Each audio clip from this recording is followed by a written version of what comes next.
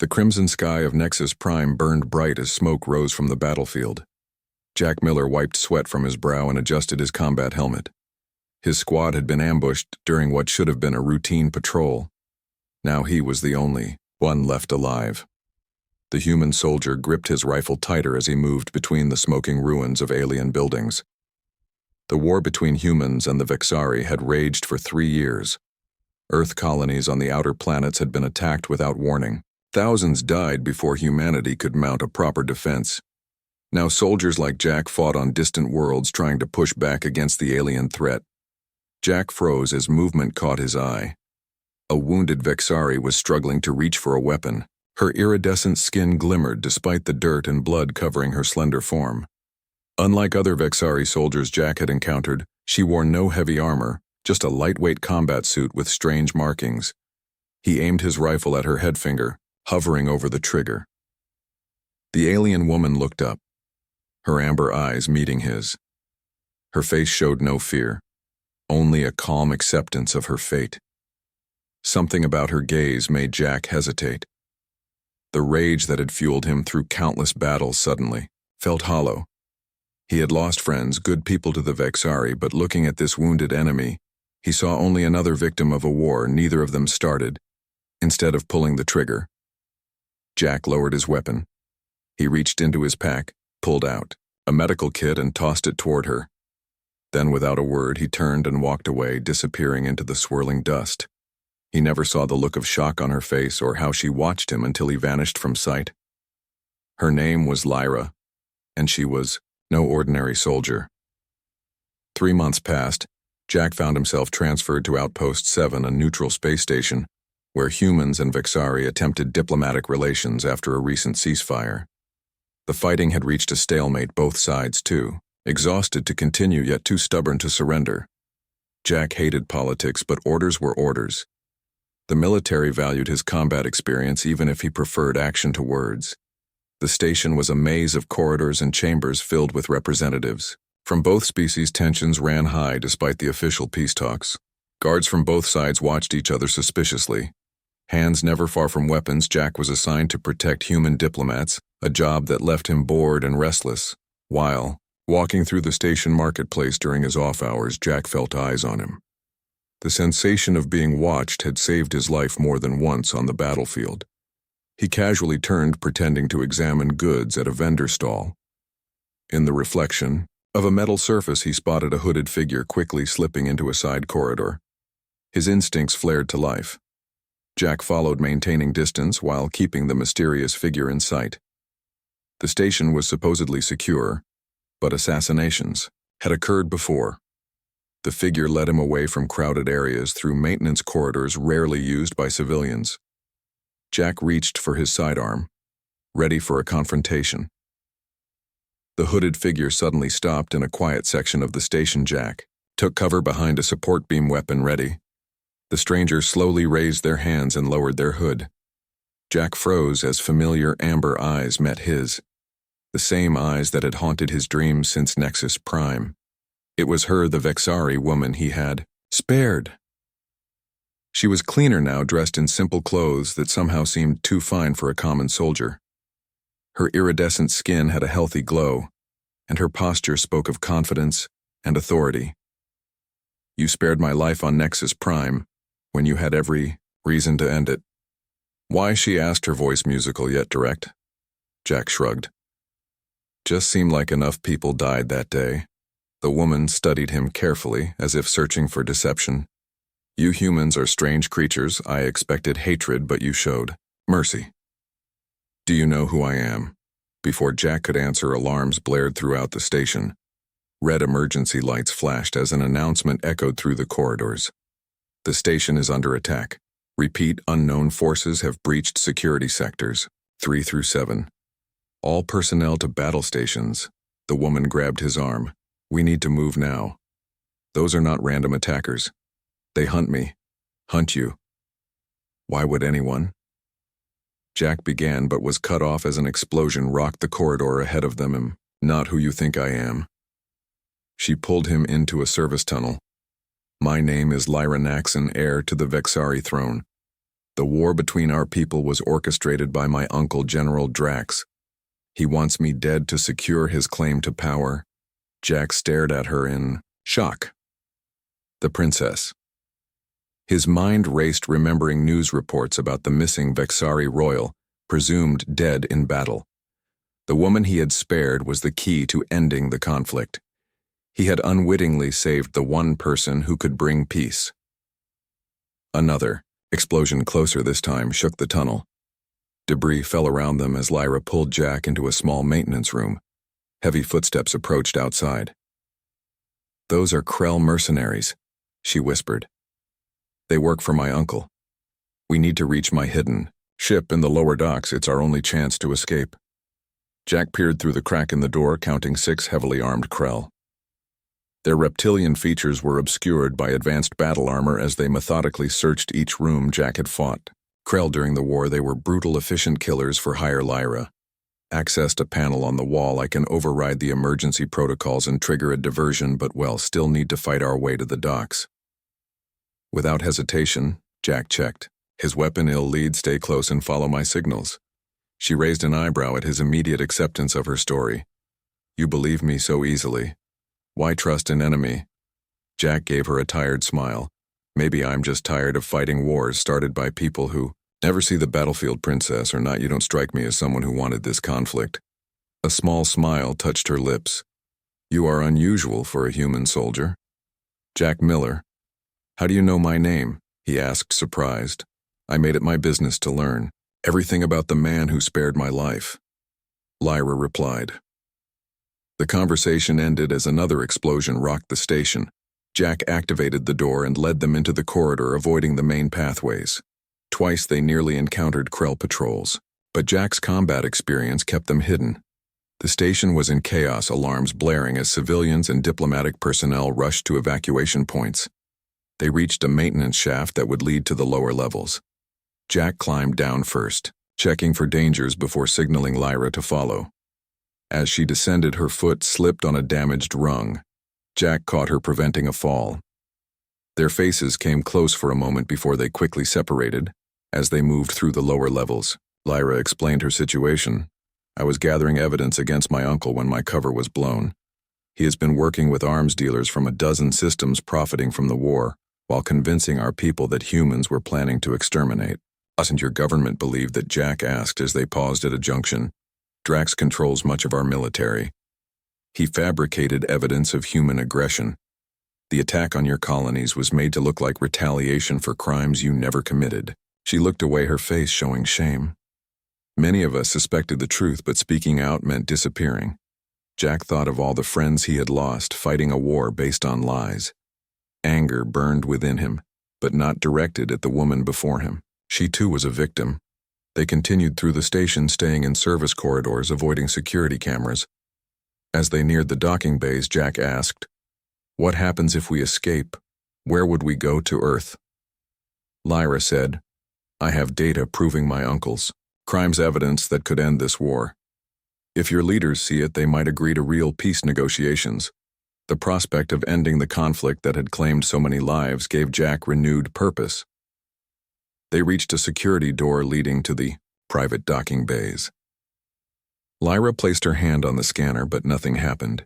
"Someone changed the protocols," she said, frustrated. "We need another way in."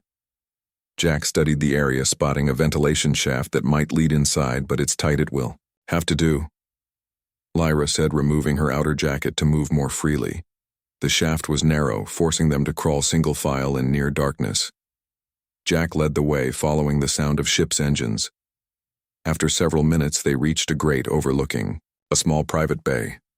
Below them, a sleek vessel waited.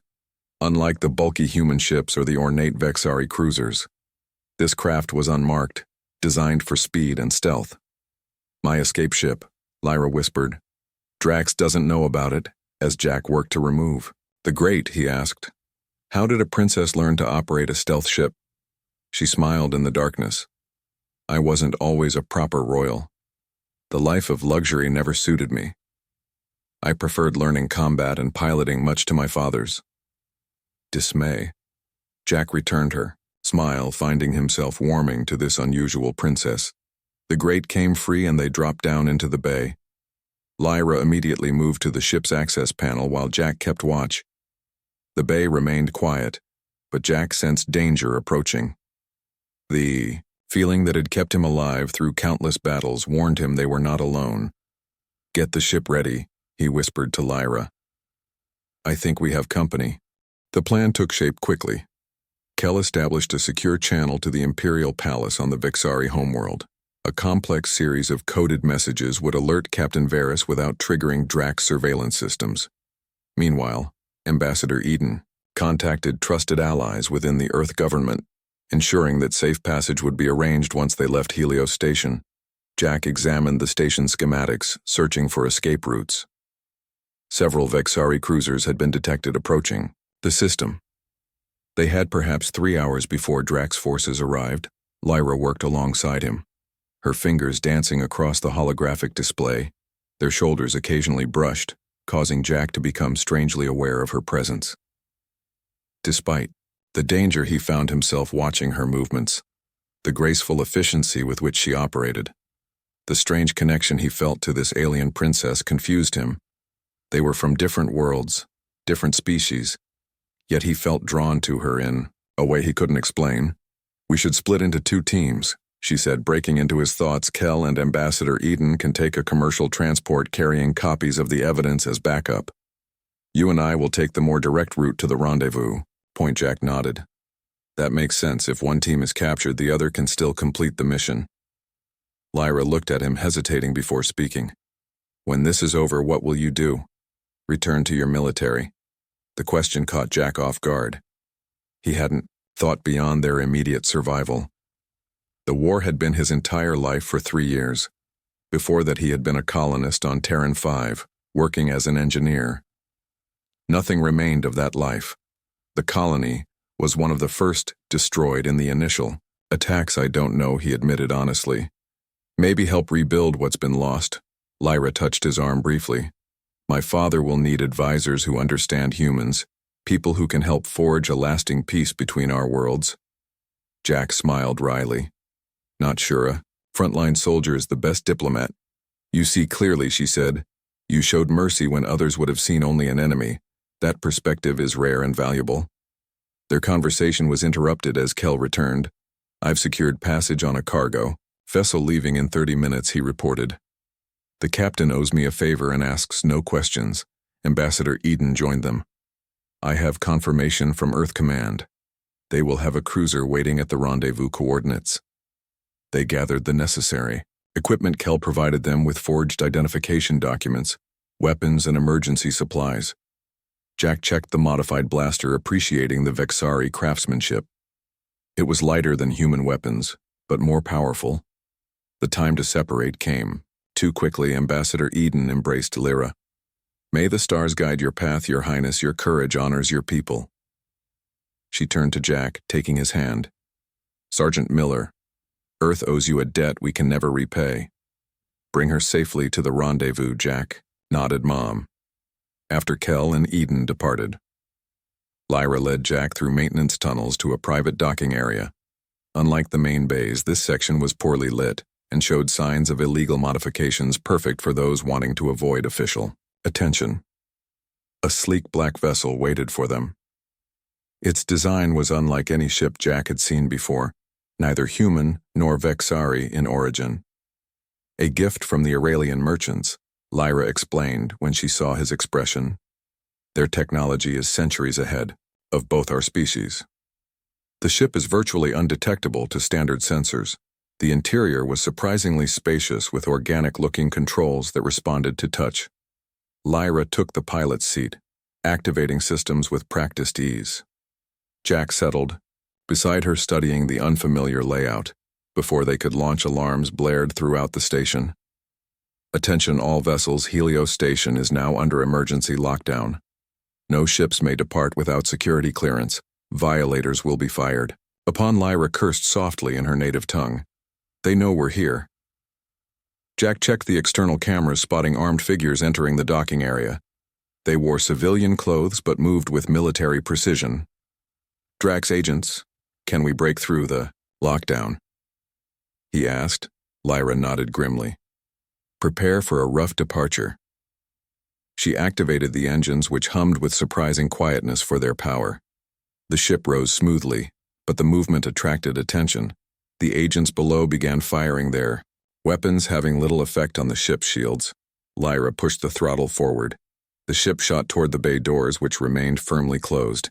Jack braced for impact, but at the last moment, Lyra activated something on the control panel. The ship shimmered, becoming partially transparent as it passed through the solid doors as if they weren't there.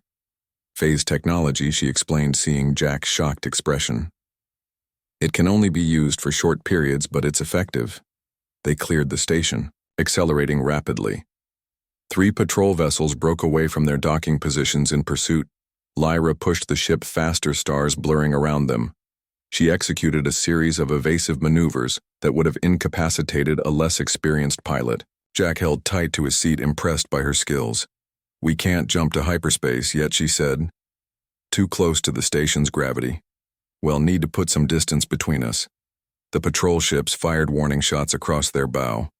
One particularly close. Blast rocked their vessel. Jack checked the weapon systems, finding unfamiliar controls. Can I help target the lead ship? Lyra instructed. Without taking her eyes from the view screen, she guided him through the targeting process. Jack locked onto the pursuing vessel and fired. A pulse of blue energy struck the patrol ship, disabling its engines without destroying it. The other pursuers fell back momentarily, giving them the opportunity they needed. Lyra pushed the ship to maximum acceleration. The stars stretched into lines as they entered hyperspace. The pursuing vessels vanished from their sensors. Jack released a breath he hadn't realized he was holding. That was too close. Lyra relaxed slightly in her seat. The phase technology leaves a distinctive energy signature. They will track it eventually, but we have perhaps 6 hours before they can determine our trajectory. Jack nodded, calculating. They would reach the rendezvous point in 4 hours if all went well. A narrow margin, but possible. What about Kel and the ambassador? Lyra checked a secondary display. Their transport left during the confusion. They should be safe. Commercial vessels are rarely stopped, especially with diplomatic passengers. Jack moved from the co-pilot seat, stretching his tense muscles. He explored the small ship, finding sleeping quarters, a food preparation area, and a sophisticated communication system. The technology was clearly advanced beyond anything in the human or Vexari fleets. He returned to the cockpit. With 2 containers of synthesized food you should eat, he said, offering one to Lyra. No telling when. Well, get another chance. She accepted with a grateful nod.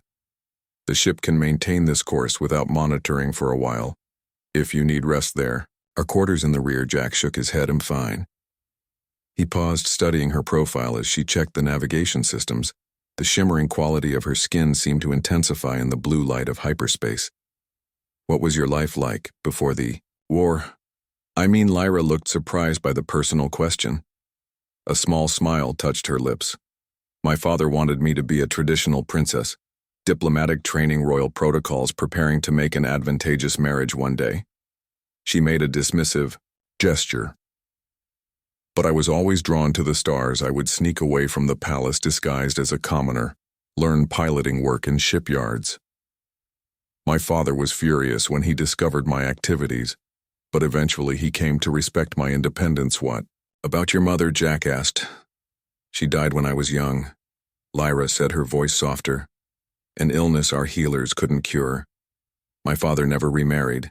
He raised me alone with help from the royal staff. She looked at Jack. What of your family? They were colonists. On Terran 5, Jack said. His voice remained steady, though the familiar ache returned to his chest. They died in the first wave of attacks.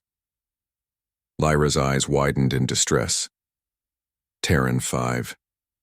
She whispered. That was one of the colonies Drax claimed had weapons, capable of destroying our homeworld. It was the justification he used to launch the initial assault. Jack nodded bitterly. I learned later there were no weapons. The colony was primarily agricultural research facilities, but nothing military. I was off-world when it happened, training with Earth forces. When I heard I enlisted in the combat division, Lyra reached across the space between them, her hand hovering uncertainly before touching his arm. I cannot undo what has been done, but know that many of my people will carry the shame of this deception for generations. We were manipulated, but that does not erase our responsibility. Jack covered her hand with his. The touch felt strange, her skin cooler than a human's with a subtle texture. He couldn't quite identify, yet there was comfort in the contact. It's not your burden to carry. Your uncle will answer for his crimes. When this is over, perhaps both our peoples can begin to heal. They remained like that for a moment, connected across the gulf of their different worlds. Eventually, Lyra withdrew her hand, returning her attention to the controls. Jack felt the absence of her touch more acutely than he expected. They alternated rest periods during the journey, Jack taking the first watch, while Lyra slept. He found himself thinking about the future. For 3 years his existence had been defined by combat and survival. Now the possibility of peace seemed within reach. What would he do in a world without war? The military had become his family, his purpose. Lyra worked frantically at the ship's control panel while Jack took position behind a stack of cargo containers. His combat instincts had not failed him. The bay doors slid open and 4 Krell mercenaries entered, weapons raised. Their reptilian features were partially visible through their helmet visors as they scanned the area. Jack recognized their armor design, elite hunters, known for tracking targets across multiple star systems. He steadied his breathing and waited for the perfect moment. The lead Krell gestured to the others, pointing toward the ship. They had spotted it but hadn't seen Jack or Lyra yet. The human soldier took aim and fired. 3 rapid shots hit the lead mercenary in the weak points of his armor. A trick Jack had learned. During the war, the Krell dropped with a surprised growl. The others immediately scattered, taking cover and returning fire. "Find the princess," one shouted. "Take her alive if possible. The general wants to execute her himself." Jack moved between positions, firing controlled bursts to keep the mercenaries pinned down. He needed to buy Lyra enough time to prepare the ship. Plasma bolts scorched the containers around him. The air filled with the smell of burning metal. "How much longer?" he called to Lyra. "Almost." There she responded, her fingers flying over the controls. "Just need to bypass the security lockdown." A mercenary tried to flank Jack but stepped into his line of fire. The human didn't hesitate, dropping the Krell with a clean shot. But the distraction cost him. Another mercenary threw a stun grenade. Jack dove for cover but was caught in the blast. The world spun around him as he fell to the floor, his weapon sliding away. Through blurred vision, he saw the remaining mercenaries advancing on him. One raised his weapon for a killing shot when suddenly the bay was flooded with blinding light. Lyra had activated the ship's external defenses. A concentrated energy pulse knocked the mercenaries off their feet. "Jack, get in now," Lyra shouted from the ship ramp. The soldier staggered to his feet, retrieving his weapon and making a run for the ship, his head still spinning from the grenade. Behind him, the mercenaries were recovering, already firing at his back. A bolt grazed his shoulder, sending pain shooting down his arm, but he kept moving. He stumbled up the ramp as Lyra slammed her hand on the controls, closing the entry hatch. The ship hummed to life systems activating around them. "Take the co-pilot's seat and strap in," she ordered, rushing to the main console. The ship rose smoothly despite alarms blaring throughout the bay. Warning shots from station security struck their shields, but Lyra expertly maneuvered toward the main doors. The mercenaries continued firing from below their weapons, doing little damage against the ship's defenses. The bay doors ahead remained closed. Lyra frowned. "This is going to be rough," she warned before pressing a sequence of buttons. The ship's front cannons fired, blasting a hole through the doors, large enough for them to pass. Space opened up before them as they accelerated away from the station. "Multiple ships are launching from the station," Jack reported, watching the scanner. "Looks like 2 Krell fighters and a human security vessel." Lyra pushed the engines to maximum. The stars stretched into lines as they entered hyperspace. The pursuit craft disappeared from their sensors. "We have a head start, but they will track us. Eventually, we'll need to change." "Ships." Jack examined his injured shoulder. The plasma bolt had burned through his uniform, leaving a painful wound but nothing life-threatening. Lyra noticed his injury and set the ship to autopilot. She retrieved a medical kit from a compartment and approached him. "Let me see," she said, her voice softer than before. Jack remained still as she cleaned and treated the wound. Her touch was gentle but efficient. He studied her face, noting how different she looked from human women. Her features were similar in structure, but her skin had a subtle shimmer that shifted with her movements. Her amber eyes seemed to glow from within. "You have questions," she said, not looking up from her work. "A few," Jack admitted. "Starting with where exactly we're going." "Earth at least eventually," Lyra applied, a healing patch to his shoulder. "But first we need to make a detour. I have allies on Helios Station. They can provide us with a new ship and supplies." Jack winced as the medicine in the patch began working. The burning sensation faded, replaced by cooling relief. "Why risk coming to find me? You could have escaped on your own." Lyra finished treating his wound and sat in the pilot's seat. "I needed someone I could trust, and you were the only human who showed me kindness without knowing my identity." "That suggests character, but you don't know me," Jack argued. "I know enough." She looked at him. "You could have killed me on Nexus Prime. Instead, you showed mercy to an enemy. That tells me more about you than any background." Jack fell silent, considering her words. The ship continued through hyperspace, the blue vortex outside the viewports casting strange shadows across the cabin. Eventually, he asked about the evidence she claimed to have. "For 3 years I've been gathering data," Lyra explained. "My Uncle Drax has been working with weapons manufacturers from a dozen systems. The longer the war continues, the richer they become. He fabricated evidence of human atrocities to convince our people that extermination was the only option, and you plan to expose him." Jack said. Lyra nodded. "But I need to present the evidence to both governments simultaneously. If only humans see it, they might use it as propaganda. If only my people see it, Drax will claim it's human deception. I need representatives from both sides to witness the truth together." "How do you plan to arrange that?" Jack asked. "My father, the Emperor, is ill." Lyra said, sadness crossing her features. "Drax has used this to increase his power. But there are still those loyal to the throne. I have contacts among your diplomatic corps as well. People who want peace as much as we do." Jack thought of all the battles he had fought, the friends he had buried. He had joined the military to protect Earth and her colonies, not to perpetuate an endless war based on a lie, no less. The anger that had driven him for years found a new target. "I want to help," he said simply. "What do you need me to do?" Lyra smiled, the first genuine smile he had seen from her. "My people have a saying when paths cross. In battle they are destined to intertwine in peace. I believe our meeting was not accident, but destiny." Jack wasn't sure about destiny, but he knew an opportunity when he saw one. The chance to end the war was worth any risk. The journey to Helios Station took 16 hours. They took turns sleeping, though Jack found rest difficult. His mind kept returning to the revelation that the entire war had been orchestrated by corrupt officials. If Lyra was telling the truth, how many had died for nothing? Helios Station orbited a gas giant in a neutral system technically outside both human and Vexari jurisdiction. It was a haven for smugglers, traders, and anyone wanting to avoid official attention. Lyra brought the ship out of hyperspace some distance from the station. "We should approach with caution," she said. "There may be bounty hunters looking for us."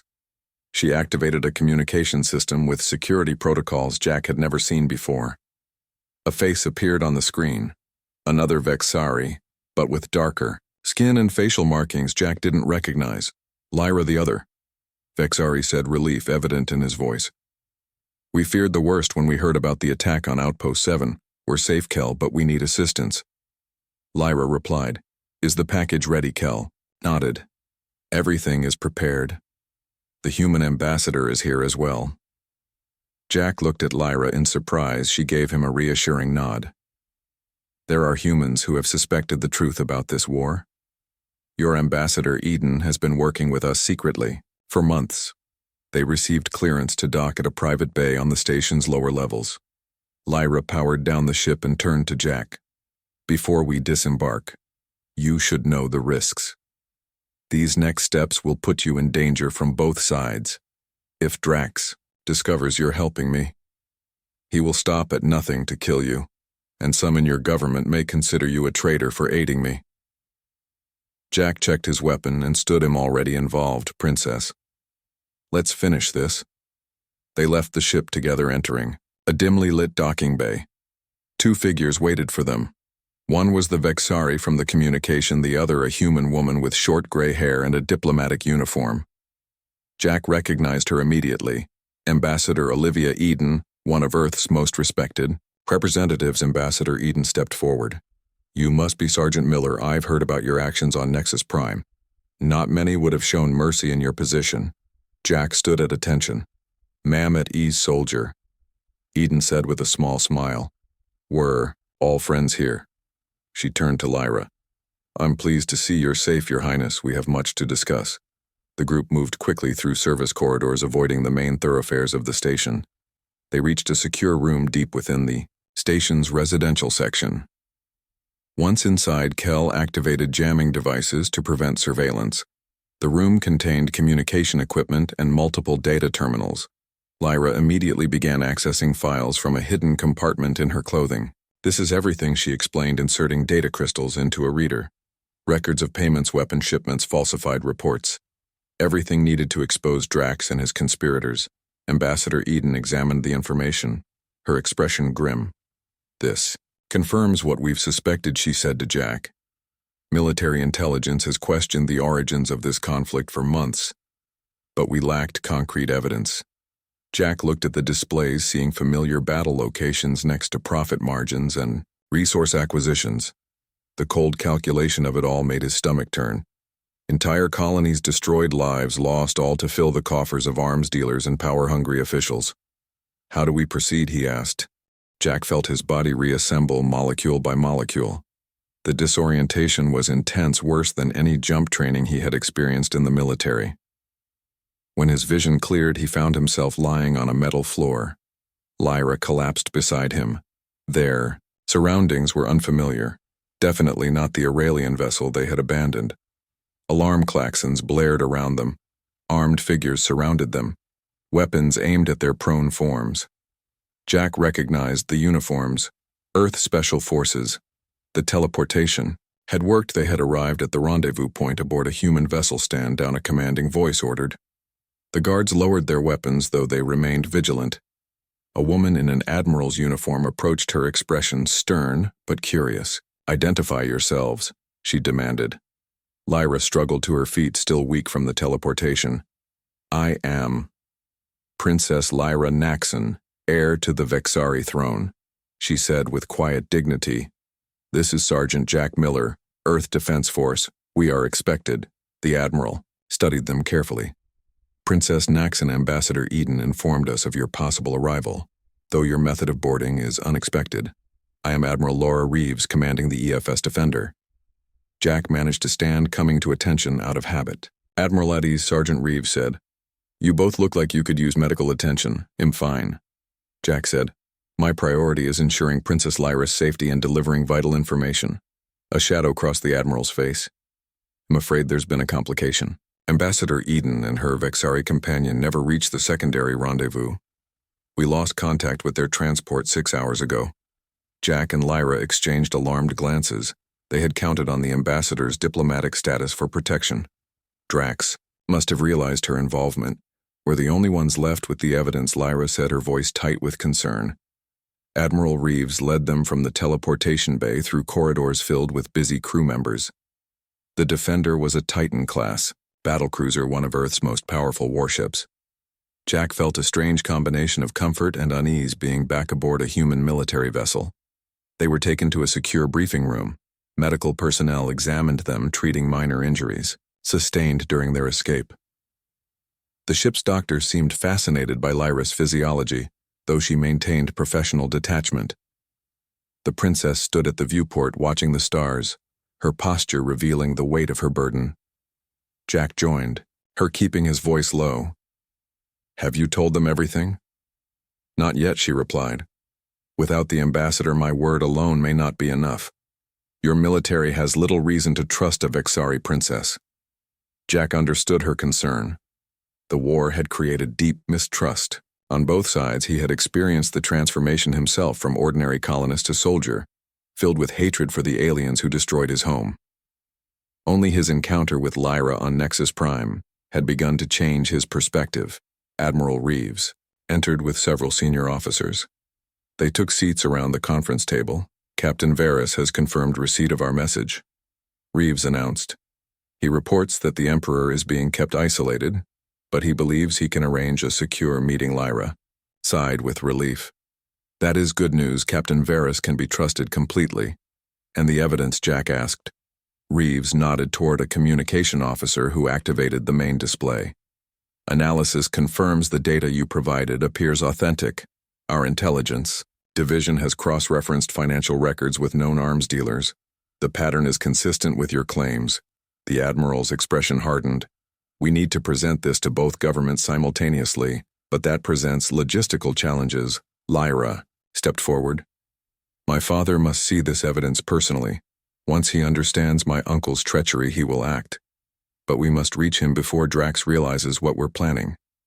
A tactical officer interrupted. Admiral sensors detect multiple vessels entering the system. Vexari warships 507 signatures. Reeves moved immediately to a command terminal. Battle stations. Jack joined her, looking at the tactical display. The Vexari vessels were arranging themselves in attack formation surrounding the Defender. How did they find us so quickly? The teleportation. Lyra said. The energy signature is distinctive. Drax must have tracking systems more advanced than I realized. Admiral Reeves issued orders to her crew. Shields at maximum weapon systems. Ready, but hold fire. This is still technically a diplomatic mission. The communication system activated. A Vexari commander appeared on the main screen, his expression severe. This is Commander Zarel of the Imperial warship Dominance. You are harboring fugitives wanted for crimes against the Vexari Empire. Surrender. Princess Lyra Naxon and the human Jack Miller immediately, or face the consequences. Admiral Reeves stood tall, facing the screen. Commander Zarel. This vessel is on a diplomatic mission, sanctioned by the Earth government. Princess Naxon is under our protection. Any aggressive action would constitute a violation of the ceasefire. Zarel sneered. The princess is charged with treason and espionage. These are internal Vexari matters. You have no authority to interfere. Return her to our custody or we will take action. Jack studied the tactical display. The Vexari ships had them completely surrounded. Even with the Defender's impressive capabilities, they couldn't fight their way free. Not against 7 warships. Lyra stepped into view of the communication system. Commander Zarel. I am not the traitor. My uncle General Drax has committed crimes against both our peoples.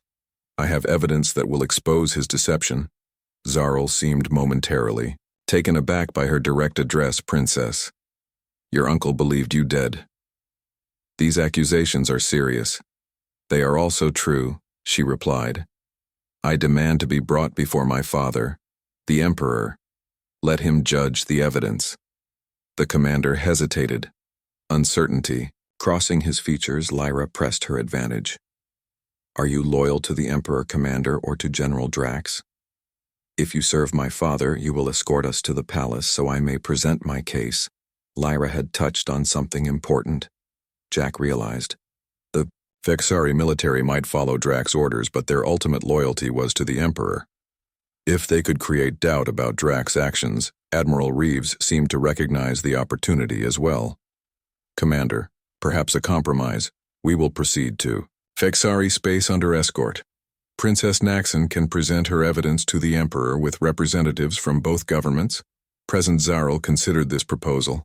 I must consult with my superiors. The screen went dark. That was well played, Jack said, quietly to Lyra. You saw his hesitation when you mentioned loyalty to your father. She nodded. The imperial family has ruled for 10,000 years. That tradition runs deep. Even Drax has been careful to maintain the appearance of serving my father, while actually controlling him. Admiral Reeves joined them. It's a temporary measure at best. If this Commander Zarel reports directly to your uncle, he likely does. Lyra agreed, but now he faces a dilemma. If he attacks a diplomatic vessel, it could restart the war, something even Drax doesn't want. If he allows us to reach my father, the truth might be revealed. Either way, he risks acting against the Empire's interests. The communication system activated again. Commander Zarel returned his expression carefully. Neutral. We will escort your vessel to the Imperial Palace, Admiral. Under the condition that you power down your weapons systems and maintain minimal shields. Reeves nodded. That is acceptable, Commander. We will comply. The Defender began moving under, escort from the Vexari warships. Admiral Reeves gathered her senior officers to prepare for the diplomatic mission ahead. Jack found himself alone with Lyra in a quiet corner of the briefing room. This is a dangerous gamble, she said. Her usual confidence seemed diminished. We're placing ourselves directly in my uncle's sphere of influence. Jack studied her face, seeing the weight of responsibility she carried. We're getting closer to the truth, he reminded her. Your father will listen to you. Lyra looked, a way I haven't seen my father in 3 years, Jack. He was already ill when I began my mission to gather evidence. Drax has had all this time to poison his mind against me. Jack took her hand, surprising both of them with the gesture. Your father knows. Hew whatever lies. Drax has told the truth will overcome them.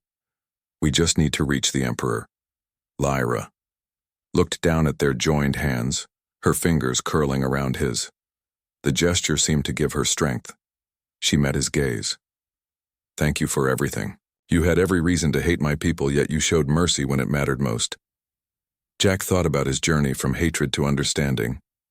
The path had been difficult, painful even, but necessary. We're not so different, humans and Vexari. We both fight for what we believe in. We both can be deceived, but we can both choose a better way. The journey to the Vexari homeworld took nearly 2 days. Jack spent the time helping Lyra prepare her presentation of the evidence they worked closely with. Admiral Reeves and her staff organizing the data for maximum impact. A communication specialist helped translate everything into formats both governments would understand. During a rare break, Jack stood in the ship's observation lounge watching the stars outside the viewports the escorting Vexari warships maintained formation. Their sleek designs both beautiful and menacing. Lyra joined him, her presence now familiar. Comfortable even. My first visit to your homeworld. Jack commented. I never imagined it would be under these circumstances.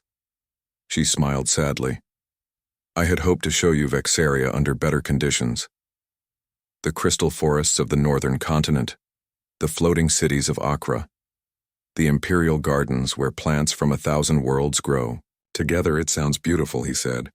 Father Lyra called, her voice carrying across the vast chamber. I have returned. The Emperor stirred on his throne, leaning forward, squinting as if struggling to see Lyra. Is that truly you, my daughter? His voice was weak, weathered by time and illness. General, Drax stepped forward, placing a restraining hand on the Emperor's shoulder. Majesty, be cautious. This could be a deception.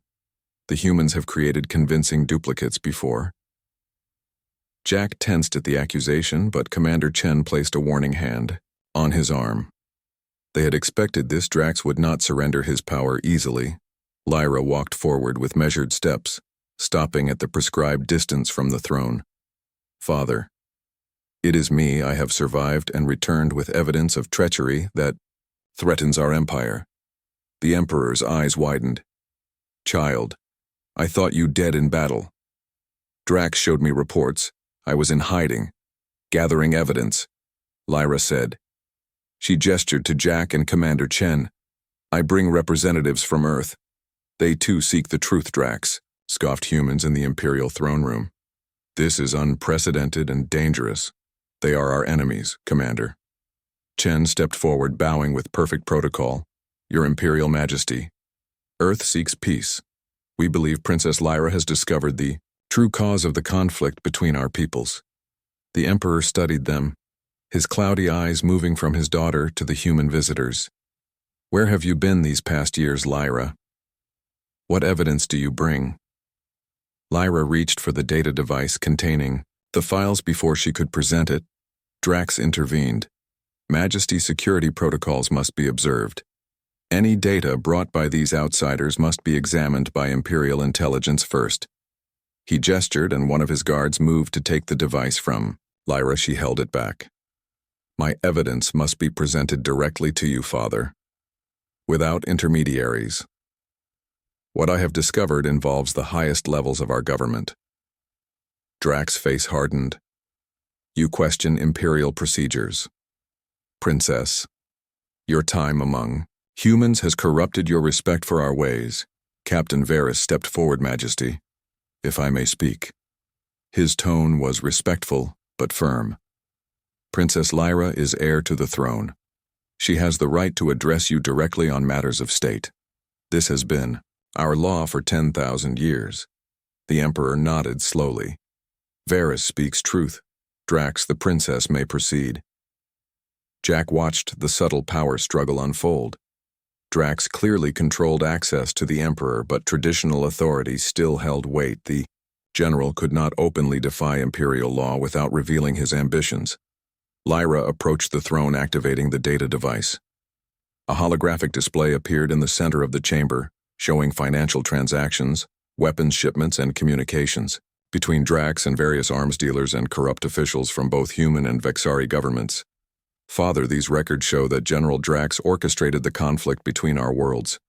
She highlighted specific files. The attack on the human colonies was not retaliation, as we were told, but an unprovoked aggression designed to start a war. These weapons factories, Lyra pointed to several locations on the display, all owned by corporations controlled by Uncle Drax. Their profits have increased tenfold since the war began. Drax laughed dismissively. Forgeries, clearly. The humans have manipulated you, Lyra. I have only ever served the Empire faithfully. The Emperor studied the evidence, his expression difficult to read. Commander Chen stepped forward, Your Majesty. Earth has independently verified much of this data through our own intelligence sources. The financial records are authentic, Lyra continued. The humans never planned to attack our homeworld. The evidence Uncle Drax presented was fabricated. She displayed additional files showing how images had been altered, communications fabricated. Father, he has deceived you, deceived all our people. Thousands have died for his ambition. The Emperor turned to Drax. Is this true, nephew? The general straightened his posture, indignation evident in every line of his body. Majesty, I have protected our empire while you have been ill. These humans and your wayward daughter seek to undermine everything we have built. I recommend they be detained. While a proper investigation is conducted, Jack noticed subtle movements around the chamber. Drax's guards were positioning themselves strategically. Captain Varys had also noticed his own Imperial guards shifting to defensive positions. The tension in the room was building toward violence. The Emperor raised a frail hand. Enough, I have heard serious accusations. I must consider them carefully. He turned to Drax and then to Lyra. You are both my blood.